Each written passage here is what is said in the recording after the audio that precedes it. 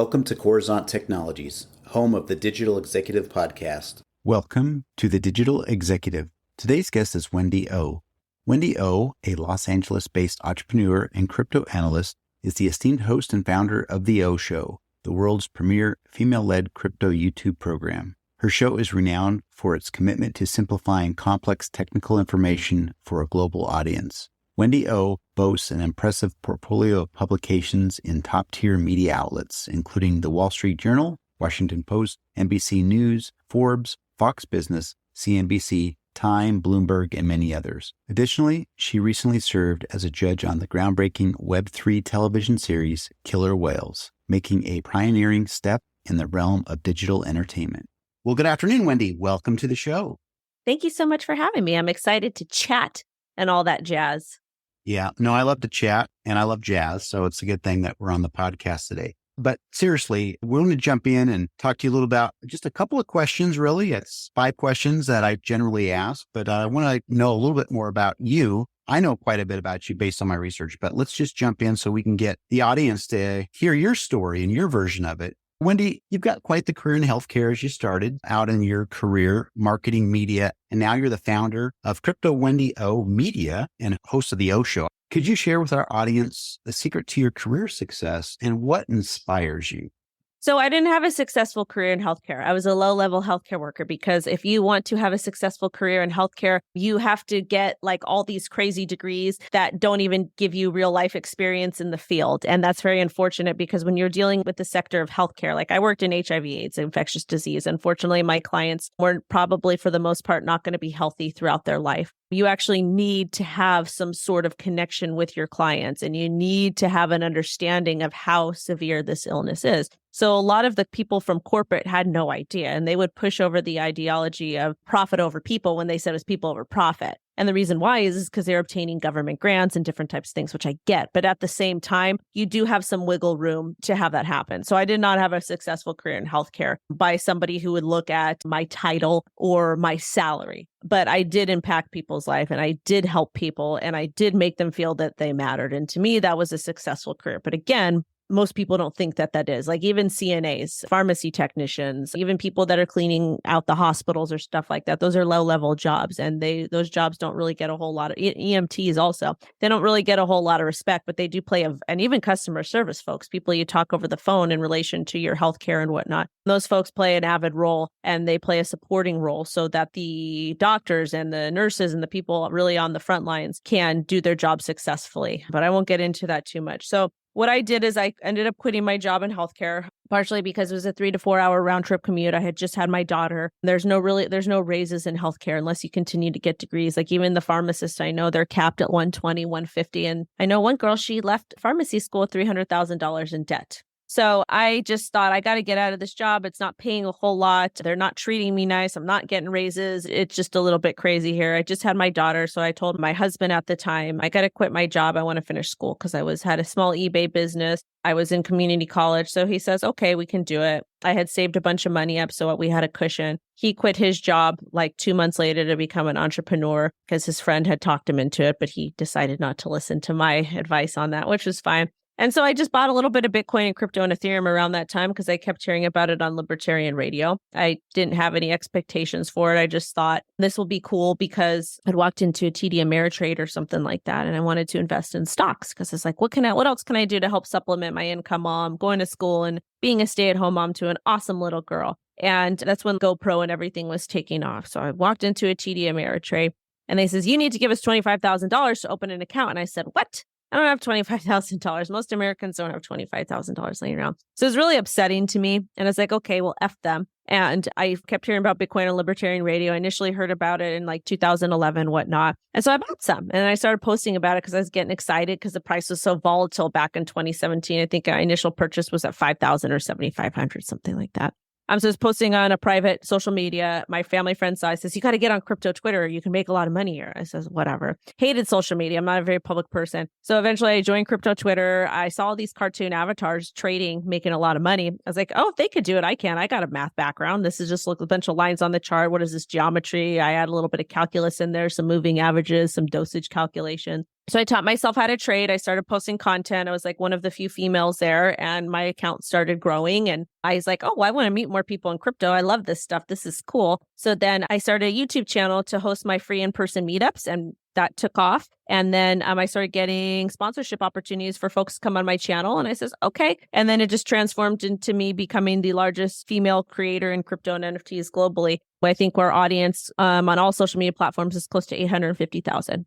That's awesome. Thank you. And by the way, we share the same career path. I'm on the tech side, but I've been in healthcare for 20 plus years. So I get it. Been on the front lines, helping those people that are serving patients and dealing with those computer systems that don't work and don't really, they say it's going to help the user experience and help the technician experience, and it doesn't. It makes it more complicated, and you're spending time shutting your computer on and off for 40 minutes because something in the system is not working because they needed to switch over to anyways.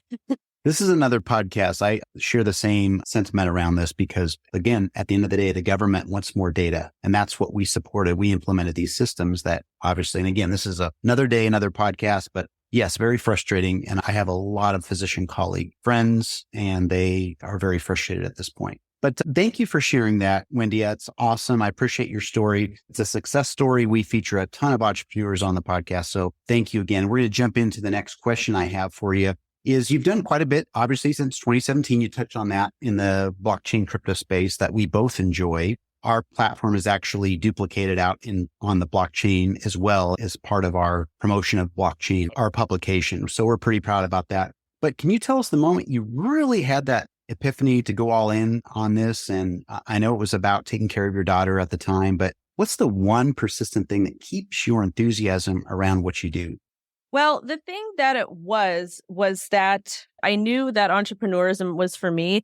I knew if I didn't do this, then I would be missing out. And I also started learning about the history of money and how predatory the banks were because they didn't teach you that in school. And then I was like, oh my God, this is what I need to do. Because in the crypto industry, there's so many people that come from this affluent background with silver spoon in mouth. They come from money. They come from TradFi. So they got to step above the average people. And I grew up super poor. And I also grew up with a mindset that my mom's like, if you want anything in life, you have to work hard. Doesn't matter if you're a boy or girl, whatever it is. So I says, you know what, I can make a life for myself here. I can make a living here, and I can do this better than other people can because I understand what it's like to deal with a lot of different subgroups and niches of people. All you have to do is really showcase some kindness and show them that they matter. And we didn't really have anybody doing that in the industry. So I took that over. So that's really what empowered me to keep going. And to go full time and to really dive into this head first is because somebody needed to do it and there was nobody doing it.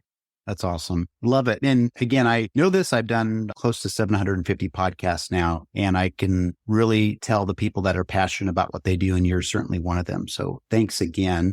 Wendy, we're going to jump into another question here. Love these things. Again, I've told you I've interviewed hundreds of CEOs and entrepreneurs from Silicon Valley, Wall Street, working in the emerging technology space to include blockchain. Besides crypto, is there anything you found that could be maybe a good use case for blockchain in what you do? For what I do, I would love to have a decentralized media platform that actually works, that would implement features that I suggest. I've consulted with a lot of these guys and people just don't listen. And that's fine. They don't have to. But a social media platform would be awesome that integrates blockchain technology so content can't be removed, to offer a good type of monetization, to offer tipping, to offer auto uploading on every single platform, all those types of things. But a lot of people just make things and they don't listen to other people because they're too super tech smart. But that's how I think my business could be run better. But, I don't have the capital to create something like that. And I personally don't want to take on the risk because the regulatory landscape in the United States of America is not great. I would have to move out of the country. I'm not ready for that yet. Totally understand. And by the way, offline, I'll connect you with some folks that do this stuff literally for free. It's like their mission in life. And that's how the story behind our publication, why it's built on blockchain, and it has so many other things that it can do. So we'll talk about that later, but that's awesome. Thank you. Wendy, another question here for you. Do you have any new books, apps, or NFT projects that you might be launching in the near future?